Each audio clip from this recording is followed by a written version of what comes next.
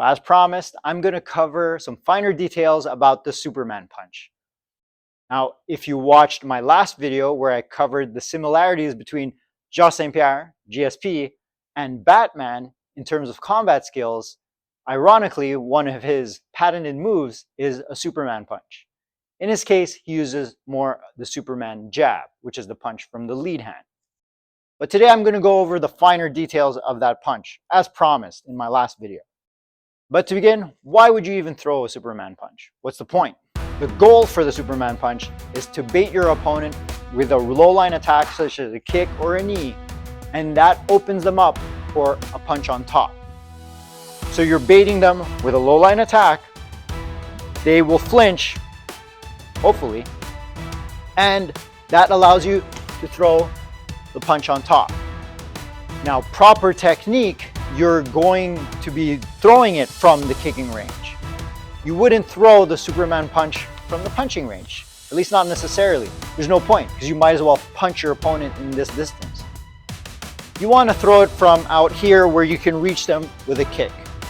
So right now I'm going to show the rear hand, the power punch version of the Superman punch. You really want to sell that knee. I make it look like I'm going to throw a knee to my opponent, and then I will kick this leg back, and that extends my punch.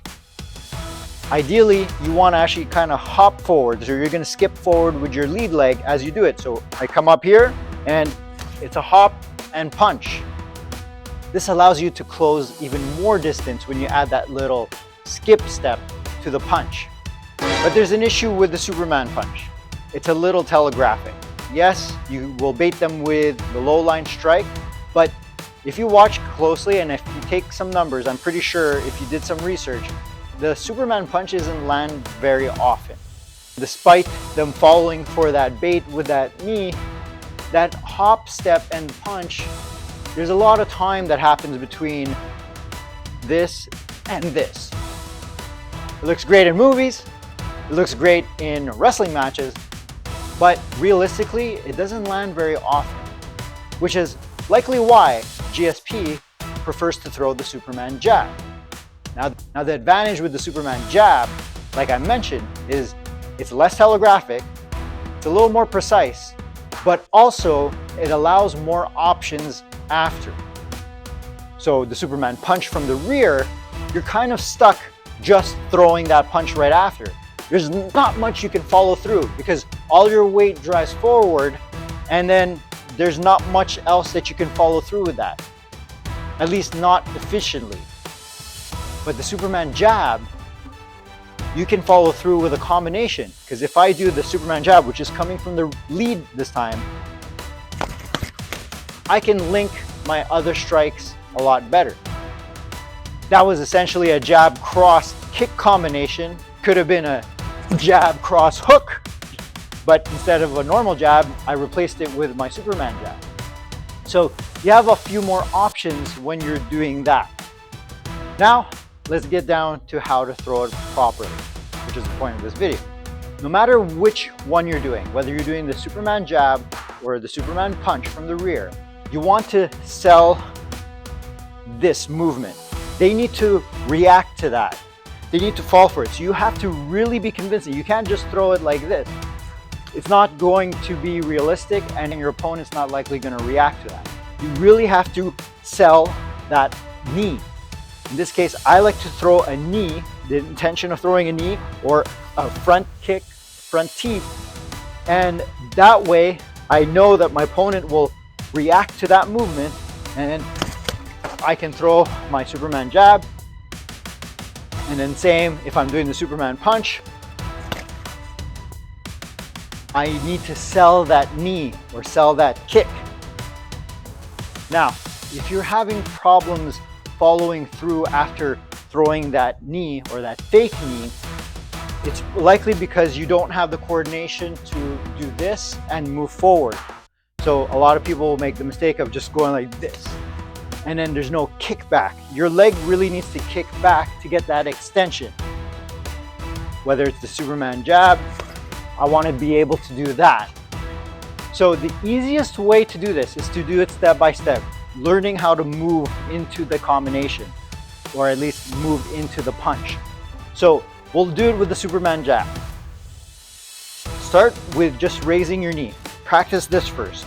Step one, just practice the fake knee or the fake teep. Step two, I want to be able to kick this leg back. So once I'm here, I want to be able to push this leg back like I'm throwing a back kick. So I'm going to go here, here. All right. Once I know how to do that, I can do the extension. So you want to be able to step in, skip in. So you need to close the distance.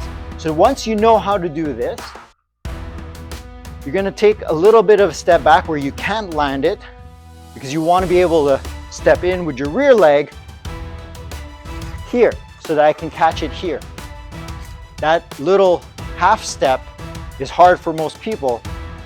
And if you're one of those people, this is a very simple trick. Get used to doing just this.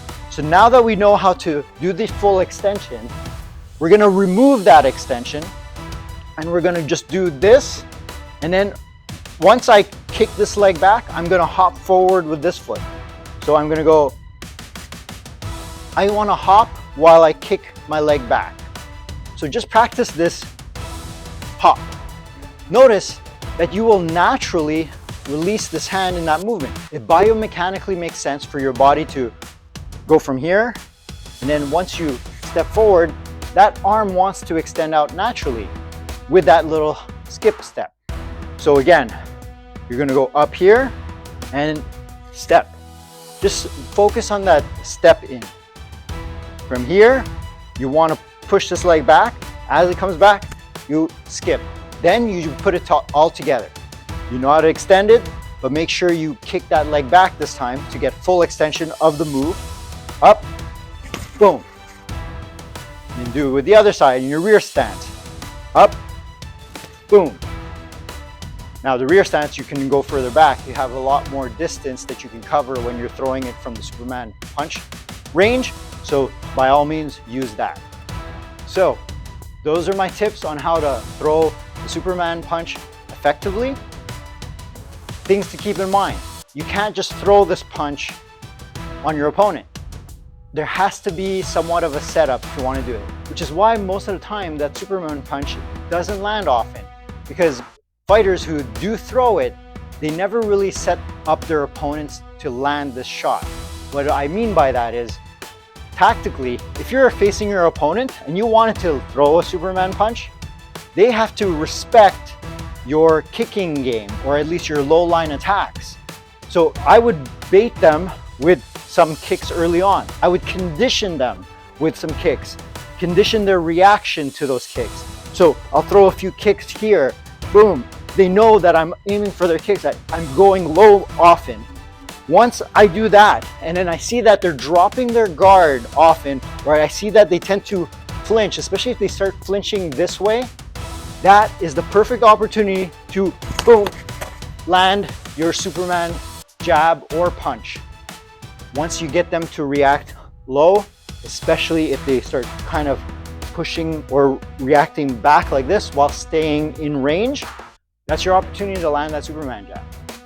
So those are my tips on how to do a proper Superman punch, understanding the mechanics of it, and how to actually properly set it up. So I hope you like this video. I hope these tips help you out if you're trying to learn these more advanced moves.